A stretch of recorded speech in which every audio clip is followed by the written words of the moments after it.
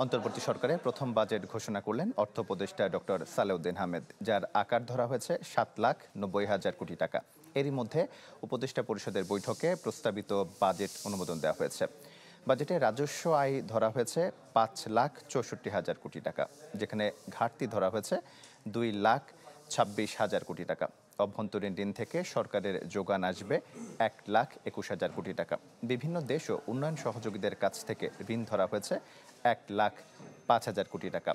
প্রবৃদ্ধির লক্ষ্য 5.5%, আর মূল্যস্ফীতি 6.5 নামিয়ে আনার ইচ্ছা অন্তর্বর্তী সরকারের। এবারের বাজেটে এনবিআরের রাজস্ব 5 লাখ কোটি টাকা। বাজেটে অনুন্নয়ন ব্যয় ধরা হয়েছে 4,86,900 কোটি টাকা, যেখানে এডিপিতে বরাদ্দ 2,30,000 কোটি।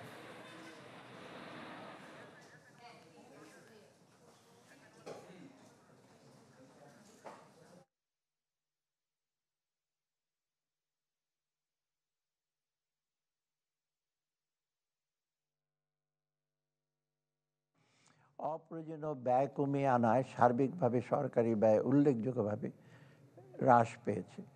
এর ইতিবাচক প্রভাব ইতিমধ্যে দৃশ্যমান হয়ে উঠতে শুরু করেছে।